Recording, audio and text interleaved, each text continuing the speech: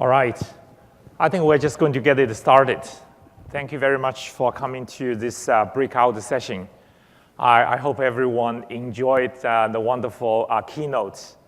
It was really incredible keynotes and very long as well. But I hope you really enjoyed all the demos and the exciting progress there. It's a Build conference. It's really for Microsoft developers. So in this breakout session, my colleague Ryan and I have a chance to tell you the exciting stuff and the tools and the APIs, SDKs we're actually building to add the smarts to the data and to the apps you are building. This is the title of our talk. As I mentioned, that Ryan and I would do this presentation together. Just a friendly reminder that we really want to get your feedback for every session, every presentation we do. At the end of this presentation, it would be great if you can submit the evaluation, and please say Ryan did a good job. Yeah. So we are going to talk about something called the Project Oxford. It's really very early for what we actually can really do in terms of adding smarts to the data and the applications you have. Specifically, what we are going to show you today is a portfolio of REST APIs and SDKs that will help you to write applications when you deal with massive amount of data, especially the kind of multimedia data from speech, voice, to image, video, to text. How can you actually understand what's going on with the content you have, the multimedia data, and how can you make some sense out of that? As many of you are aware, recently it's just so much explosive growth of online data that a lot of us can get access to. If you build apps, if you really care about all those mobile devices, now just everywhere, and everyone and every device is collecting more data than anyone can actually make sense out of that. If you think that positively, you can link all those data together and think about between people, data, and all those things, you might be able to figure out the relationship. As Satya this morning mentioned about, you could think about the kind of graph. But the fundamental problem is really how much we can actually even know about the kind of data there. I want to be very clear with you that as we think about all this kind of machine learning kind of problems that we can actually solve, there are different ways to think about that. We actually build a product in Microsoft called Azure Machine Learning. In fact, tomorrow, my colleague Joseph Siroshi will talk about in great details in his keynote tomorrow of what kind of machine learning tools we can do. You can even imagine that a Project Oxford can be part of the overall machine learning tools that Microsoft will provide to you. And what we really want to talk about here is actually all kind of multimedia data, as I mentioned, that audio, video, image, text, what kind of things we can actually do. I want to get even more specifically the kind of data that we actually deal with. The first kind of data is actually vision, with all kind of image and the video thing what we can really do. I actually started my own research career doing computer vision stuff. Imagine that 50 years ago, Marvin Minsky in MIT just said that why don't you just connect the camera to your computer, then let the computer tell you what the computer really understands. So things has really progressed a lot over the years. Especially the last 5 years, computer vision has really advanced a lot. And similarly, of course, for speech, which I also mentioned very quickly. I think a significant reason for that recently, I would say there are probably two. One is there's just so much more data. Secondly, I would say a lot of machine learning algorithms, particularly deep learning, are making huge difference. The second set of things we want to talk about today is actually about the face. And if you look at the face, and you could view that as a specific part of images, but they are just so special that there's so many things you can actually do. And whether it's face recognition or ID or detection and other things. The third one is speech. I still remember 20-some years ago, speech was very hot. And that was around the time that the hidden Markov model started to really show the promise. And if you plot all the error rates over the years, speech recognition error rates, coming down, it really took a lot of years. That, roughly about 20 years ago, it was golden age for speech recognition. The speech recognition rate really went down significantly. But then there was about 10, 15 years of time that the speech was not really making too much progress there. Last 5 years, we once again witnessed the unbelievable improvement of speech. We're getting to a point that speech recognition is becoming mainstream, is becoming useful, and we have had a number of years of investment in Microsoft. Is something that I feel very, very excited about, what we can actually offer to the users and the developers, I should say. The last one we will talk about today is perhaps the thing I feel most excited about is actually about language understanding. It's great to understand the phrases and the words in speech, but when you put those things together, and the language understanding is very, very difficult. And as some of you might know, that Microsoft recently announced the Skype translator, where we actually have a machine translation that started from the speech. Then you have some natural language understanding. Then you need to have the context. You put those in together. So today we will show you a teaser of what's really interesting you can do by actually training your own natural language understanding model, in particular, using something called active learning with small amount of data to start your process there. So Ryan will tell you a lot of those details there. So you might ask, say, why now? Why Microsoft? Well, because we actually have really been working on all kinds of machine learning modules for all kinds of multimedia data for a long, long time. And we actually started in the speech recognition group 23 years ago, started vision group 20 years ago in Microsoft Research. And we have trained tons of different models, not only for research projects, but also for various products like Bing, Cortana, Xbox, Office. So we realized a couple of things. One is that even at Microsoft, we cannot really require every developer to be machine learning experts.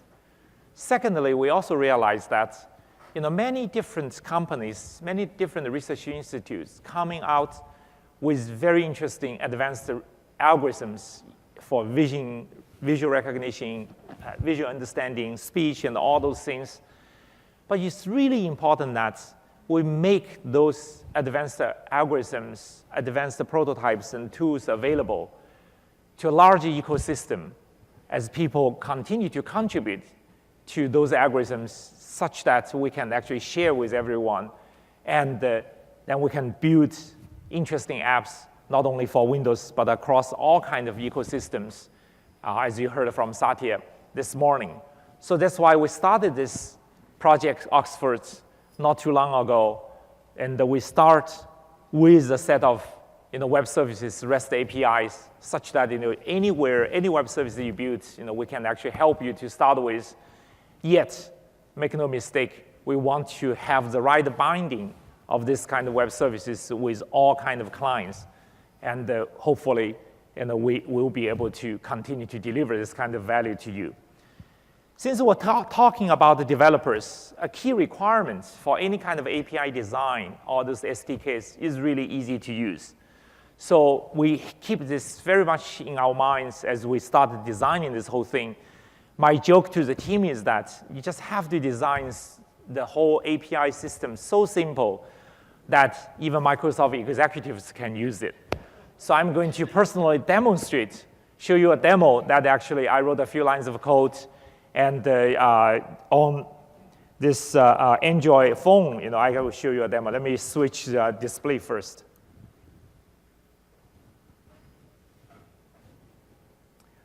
Great. I see you can actually see that. So it's actually really fun demo, and I just give you a little bit of context and a little bit of marketing issue, but bear with me. So my boss, the CEO of Microsoft, Satya, is actually a cricket fan. So he actually follows some exciting cricket games, like World Cup. Unfortunately, I actually don't know anything about it. I spend too much time watching American football, I guess. So But I have technology, and we have Project Oxford. We have all those visual recognition and the speech and other things. So then I thought maybe I just build a very simple app using this kind of APIs. So here's the app. Let me show you a demo here. So I can start this and try to recognize a couple of all cricket players, and which I actually care about because I know Satya follows those guys. So if I just input a picture, let's say I watch TV and the game is going on, I snap the photo, and from that I actually have a picture of some people, actually players playing, but I really don't know those guys. But I can submit this picture to the kind of web services that I built using Project Oxford's APIs, and I submit that. So now this picture is actually going there. As you can see very quickly, and those two people are identified, and with their names. Again, I want to tell you that those two names are among a group of names that actually I wanted the system to recognize. So then I say, I actually want to know more about Viret. So what I'm going to do is actually now I connect Viret to the Bing search engine.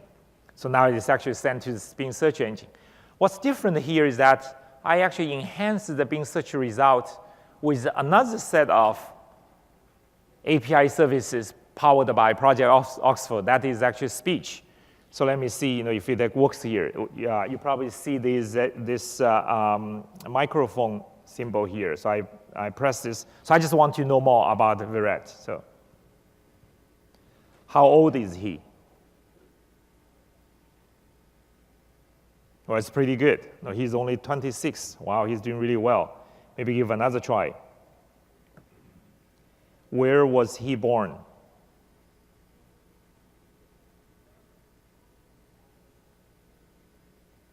All right.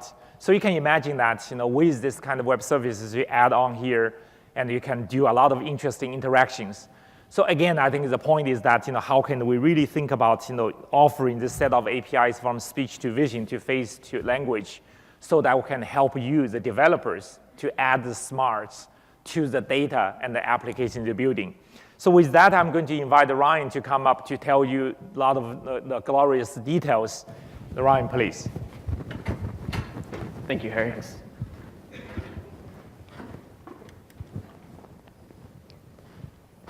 Hi there. So my name's Ryan Galgan. I'm a program manager in technology and research. I'll tell you a little bit more about the services that we're announcing today with Project Oxford.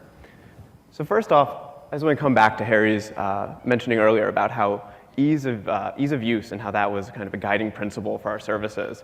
So as we built these APIs against kind of Harry's joke about so easy that even a Microsoft executive can use it, things like detection and identification, very, very complicated models in the back end, very hard to do. But with just 2 lines of code, we have 1 line for detection, 1 line to identify it. We make it very easy to include these in any application. So let me talk a bit more about which services we'll be talking about today. So within Vision, we have a set of services so that you can understand and recognize the contents of images. We also let you identify words within those images. And finally, we help you generate thumbnails that keep more of the content within your cropped photos. Face APIs, this is a complex and specialized set of tasks within Vision. And we provide a set of REST APIs so that you can not only detect faces, you can describe faces, you can even predict some features about those faces. But we also let you take a set of photos that you've never seen before, you've never labeled, and we'll group them around the people that are in those photos. And finally, we provide the set of tools so that you can do identification, task that Harry just demoed in his application. With the speech services, we provide you the ability to both hear your users and talk with your users. With speech recognition, you can convert audio into text. With the text-to-speech, you can easily generate audio files to speak back to your users, all across multiple languages. And finally, Lewis, we'll touch on at the end. Lewis helps you really understand the intent behind words and behind phrases. So you can understand not only what set of actions you want to take, you can also say what topics you'd like to take those actions on. And really, with the power of active learning, Lewis makes it easy for you to get a model started, host it, and building your application around it. So first, with the Vision APIs, we've built these in collaboration with the Bing team. And these help you make the most of your images and understand what's happening inside of them. So the Analyze Image service provides a set of features that describe an image and is built specifically with the Bing image search team. So on the left-hand side of the screen, you can see an input photo. With just this photo input into the Analyze Image REST API service, we can start to describe what type of image is this. Is it a photograph? Is it in black and white? Is it in color? Is this animated? Is it a line drawing? Is it clip art? Things like that. Content is where we're really drawing on Bing's image understanding. So the first item you'll see there is categories. So given just this photo of a man swimming, we can return back and say, well, it really looks like this is someone swimming. So whether or not, or whatever the photo ends up being, we can tell you there's a cityscape, there's cars, there's a cat, there's a dog. We can help you describe the image with only the image as the input. We have a set of scores around adult content, so you can understand if there's pornographic content within a photograph. This can be very useful if you're doing some sort of content moderation. And finally, faces, which makes use of the face APIs, which we'll talk about in more detail later on, lets you understand how many faces are in a photo, as well as predicting the age and even the gender and the location of where that face is found within the photo. The final set of features I'll mention from this Analyze Image service are colors. So we can describe with this service, what are the dominant colors in the front of the image and the back of the image. We can also tell you what the accent color that would work best with the image is. So by knowing this color information about an image, you can make it look beautiful within your application without having to do a bunch of custom work for each individual photo. The Object Character Recognition service lets you identify and recognize words within a photo. So with this example on the left-hand side, this was the only input into the REST service. And not only does it recognize the total text within the photo and where the line breaks are, but it can also predict what language this seems to be, what orientation the words exist in. And it can give you a bounding box so you can recognize within the photo where each of the individual words ends up being.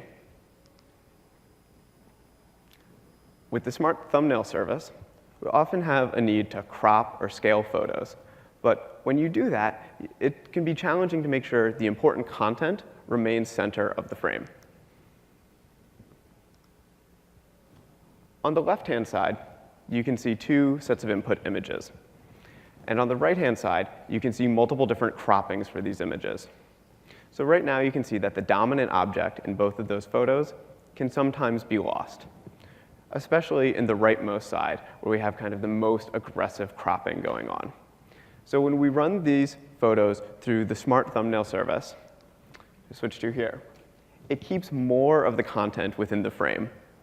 So let me go back just to show that again. So here, which is kind of a naive cropping, we start losing some of the content in the photos, especially if you look at the rightmost items. But through the service, we now shift it and keep that front and center. This can be really helpful when you're trying to put photos in multiple spots in your application. With the Face APIs, this is a set of computer vision tasks that help you recognize human faces within images. So the first one we'll talk about is just detection. This is one of the core calls that a lot of the other features of Face API builds on top of. So here, given an input image, this example you can see on the left, we get this output, this nice JSON object on the right. So first detection looks for one or more faces within a photograph. And not only does it detect that face and tell you how many it found, where within the photo that face is found, but it even tells you, what is the pose, where is the person looking. It also predicts things like age and predicts things like gender. So these are a set of experimental features that we're surfacing with the Face APIs today. But these will evolve over time and improve over time. Finally, it gives you a set of facial landmarks. So with the facial landmarks, you can tell where the eyes are, where the nose is, left side of the mouth, right side of the mouth. You can just understand kind of all these points across the detected faces. Now, if I switch over to verification, so verification builds on top of detection. With verification, you give two input images, it detects faces, and then it compares the two to see whether or not they're likely to be the same person and gives you back a confidence score for that. Grouping, this continues to build on top of detection, and the grouping API call takes in a set of images and returns back those images clustered around the detected face within those photos. So with no extra information, this is kind of the start to being able to tag collections of photos. So moving on to identification. So identification is a slightly more complicated task, but we provide a set of APIs that makes this easy to build within your application. So the first thing you'll do if you want to start identifying faces within a photo is you'll create a group of a person group. So in this example, I've labeled it colleagues.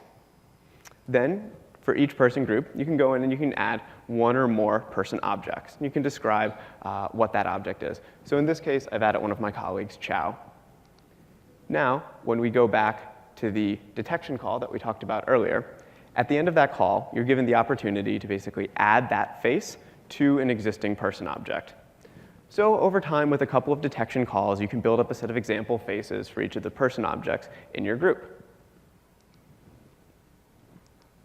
Then you can make the identify call, where you take a new unlabeled photo, you pass it in against your existing person group, and it will tell you, which person object is this most likely to be, or if it doesn't match for any of them, it will tell you that it's an unknown face. So let me switch over to the speech APIs and talk about how we can help you understand the content of audio. The speech APIs, powered by Bing, we provide two main services. The first is voice recognition, which converts speech and spoken audio into a string, and voice output, so you can specify what type of audio file you would like to generate. With voice recognition, you pass in an audio stream or a file, and you get back a set of text strings. This is the same backend that powers Cortana's great speech recognition. And at launch, we're announcing this with support for multiple different languages. With voice recognition, there's two main modes that this works in, a short form and a long form mode. Short form is really when you think users are going to be issuing single sentences, little 15 seconds or less kind of utterances to your application. And you can see an example on the bottom of the screen. So if the input to this was 456th Street, San Francisco, the short form service returns back and says, well, here's a bunch of translations. And it'll even come back and say, there might be multiple translations for this or multiple transcriptions for this. So here are kind of the 5 most likely ones. In long form mode, this can deal with audio files up to 2 minutes in length. And it returns back strings at each identified sentence pause from the service. Now, in both of these examples, you can also make use of what's called partial results. So when you call the service, you can tell it, instead of just giving me the final result, as you're in the middle of processing this audio file, give me results along the way. As to how you access the voice recognition service, there are 2 main ways to do this with Project Oxford. The first is a set of REST APIs, and the second is a set of client libraries that we publish for Windows Desktop, Android, and iOS. Both get access to the same backend, but the primary difference you'll notice between the REST API and the client library service is that when you use the client library, this enables you to do the long-form audio processing. In addition, the client library is what enables those partial results to come back. And this is because the client library is making use of a WebSocket connection, so it can keep streaming those results back as it's making progress on them. Now, I'll also talk briefly about Windows 10, which has a set of speech APIs built in. So the speech APIs in Windows 10 provide an even further enriched set of speech features, things like voice activation, or dealing with microphone array processing, or extensible grammar controls specific to your voice recognition needs. So with these 3 different ways of accessing voice recognition services, it was really up to you, the developers, as to what best fits your application, what best fits your needs for what features you need supported.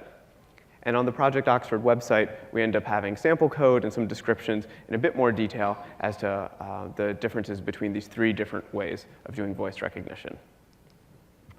Voice output lets you actually now talk to your users. So you can generate files 15 seconds in length, and it has multiple languages that support, 17 actually at launch. And across those 17 languages, many of them have both male and female voices. So depending what type of audio you'd like to send to your users, you can pick that. And along the bottom of the screen, this continues with our kind of ease of use description. So all I have to do when I call the voice output service, I pick the language I'd like, I pick which voice I'd like it to use, and then I just pass in the string, and it returns back an audio file. So let me quickly switch to the Project Oxford website, and I'll show you an example of these two services. So first off, we'll have our speech-to-text service here.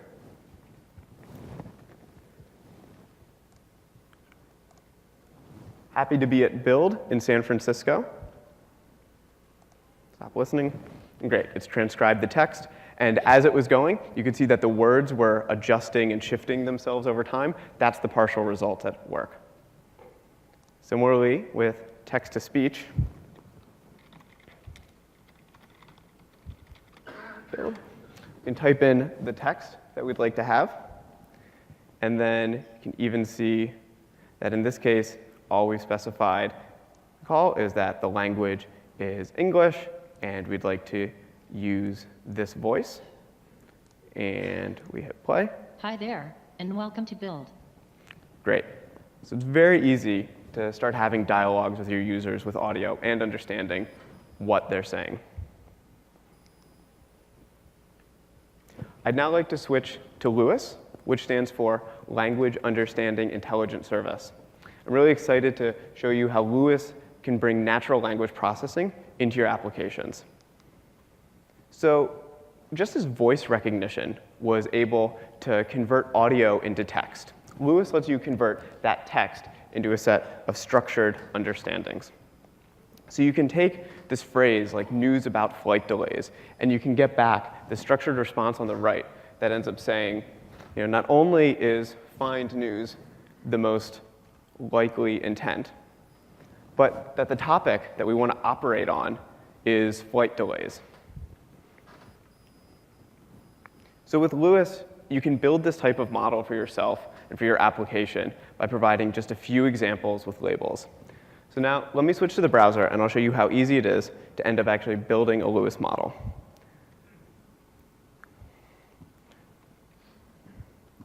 So first off, at launch, LUIS is going to be in private preview. If I sign out, this is the page you'll see when you visit the LUIS website. And first off, as a private preview, which means we're not letting everyone into the site at first.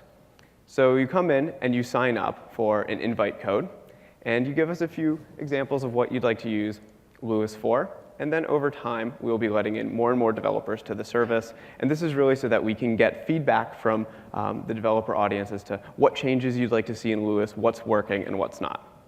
So I'll sign in to LUIS. And now I have in mind an application that I'd like to build around being able to find, send, share, and read news topics. And I want to be able to access this application. I want to be able to let my users interact with it via audio. So the first thing I'll do is I'll say, new application. We'll call it News Chat. Find, share, and send news. And read news. LUIS will create a new application for me. And once it's created, I can then come in, and I can choose to edit the application. Now, with LUIS, you'll notice on the left-hand side of the screen that there's intents and entities listed. So intents map to actions and full sentences in the app. So in my application, I want to be able to find news. I want to be able to share it with someone. And I want to be able to read a specific item. And the entities, in this case, are the objects we take those actions on. So when I go to find news, I want to find news about a topic. If I want to send it to someone, I want to send it to a specific person. So the first thing I'll do is I'll define some entities. So when I go to send, I want to be able to have a recipient. And when I go to find news, I want to have a news topic. Similarly, we can go up here and we can create those intents. So I mentioned we have share news.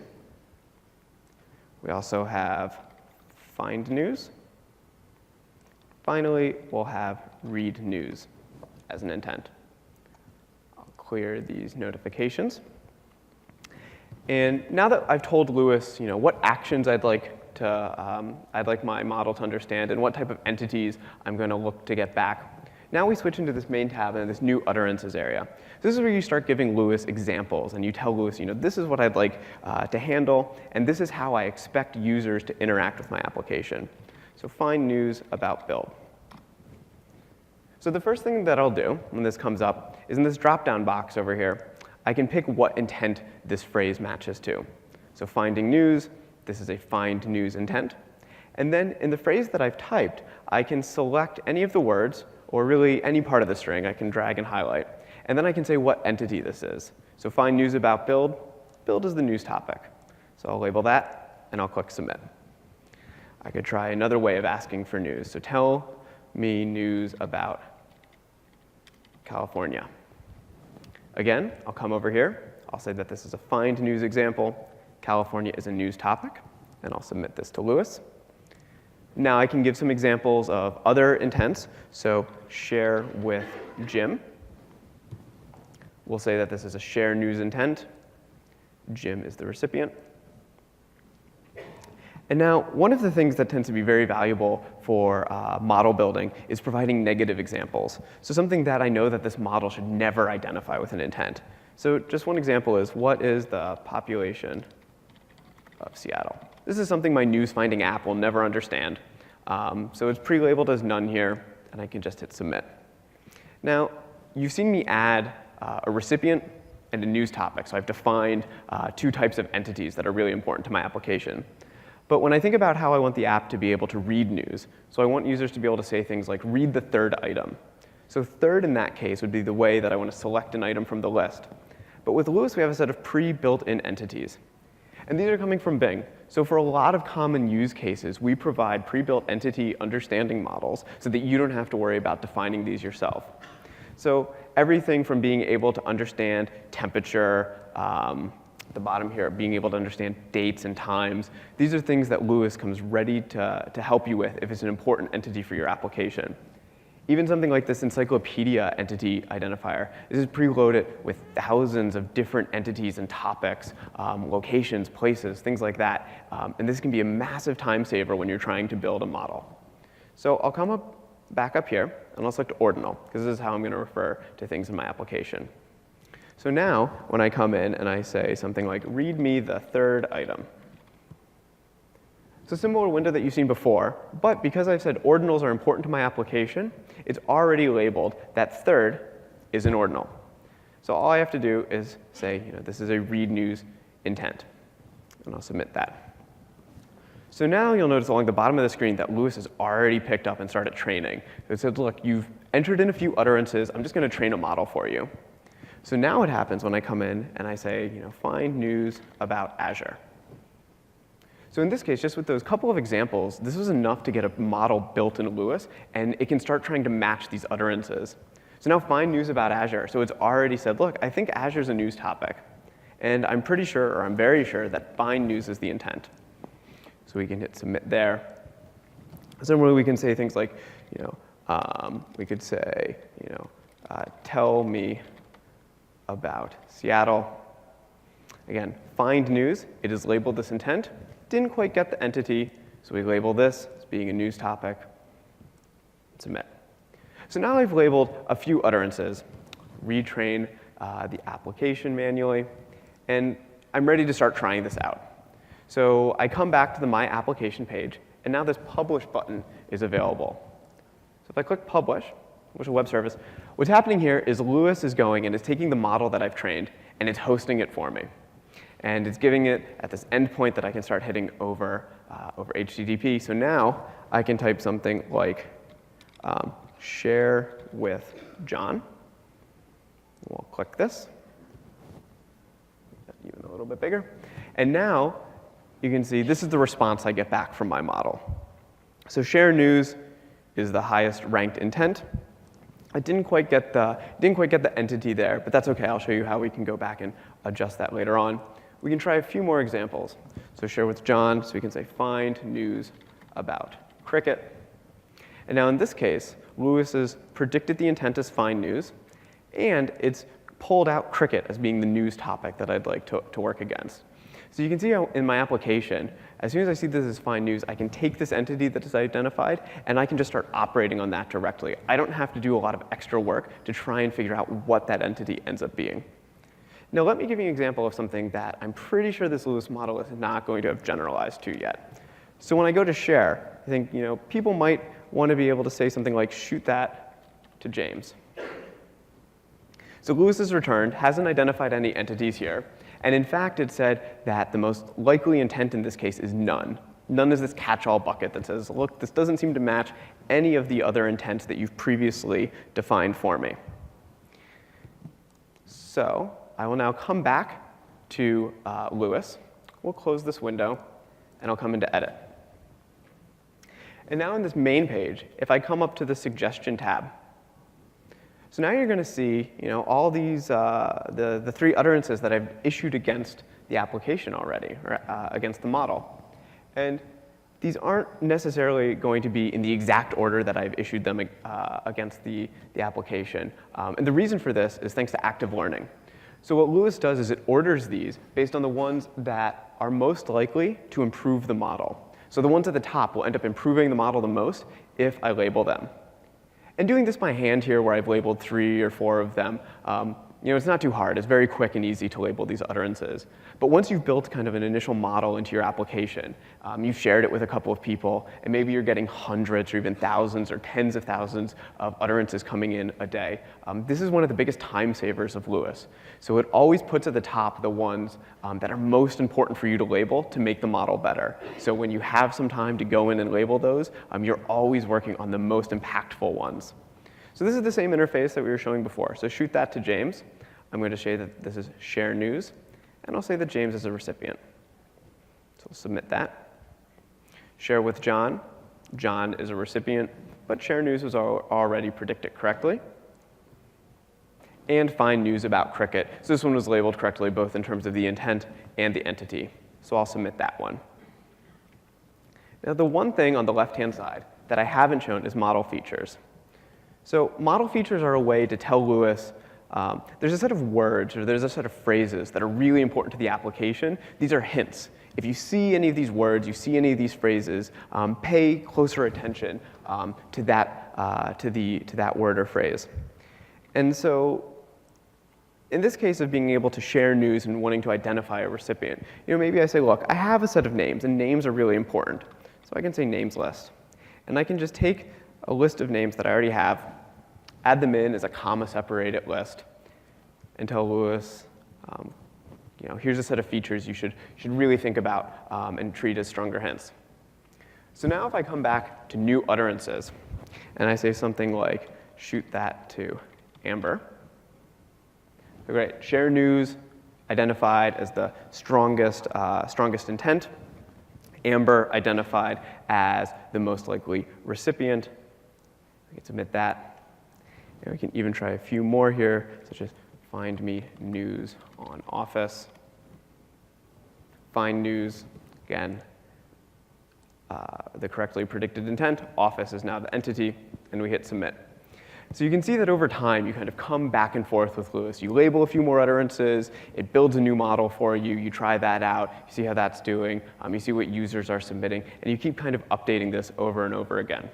And whenever you want to, you come back to the My Applications page, you choose Publish, and you can update the published application, and now all of a sudden, shoot that to Bobby, shoot that, and it will have published the updated model, and it's found share news, and it's found Bobby as the correct recipient. So that's how easy it is to end up building a model with Lewis.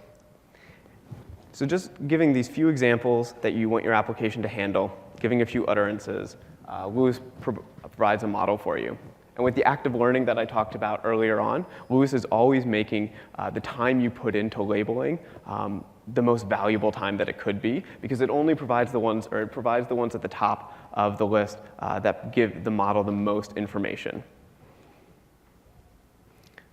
So that's the set of services that we are announcing today for Project Oxford, and I want to show you how to get started with these. Lewis, as mentioned, was a private preview. All the other services are actually available in beta starting today. So we switch over to a browser, and we can come to the Project Oxford website. And on our website, you can find our demos and our documentations, which we've talked about a little bit before. But let's say I'm interested in the speech APIs and signing up for those. So when I come to the speech API page, just click Sign Up. This will take me over to the Azure Management Portal. So all of our services make use of your existing Azure accounts and subscriptions. And once this loads the marketplace, we come in and we've got 3 entries, a Face API entry, speech entry, and the Vision API entry, and you'll pick that from the list. Once you pick it from the list, give it another moment here, see if it comes up. Great. So I can come in and I can say that I want access to Face APIs. Make sure, give it a name so it's identified by our service. And as I mentioned, all of these are available starting today in beta. We're providing a free tier of access for all of these that gives you 5,000 transactions for each of the APIs each month. So a transaction is roughly, every REST API call counts as 1 transaction. Click Next. It reviews the purchase, asks me whether or not that I'm OK with it being a free purchase. This is where you can find our terms of use and privacy policy as well. And once this is done, it will let me purchase this, and it'll show up in my list of applications. So now I can go to one that I've already created. And once you've added this to your Azure account, you need to get your API token. So this is how you actually, the secret key you include in your REST call so it knows that you're authorized to use it. So you manage all of these on our Project Oxford page. So you can see I have this older one here called Speech APIs that I've already purchased. And my primary key and secondary key you can show, and you can regenerate these and use them as needed within your application.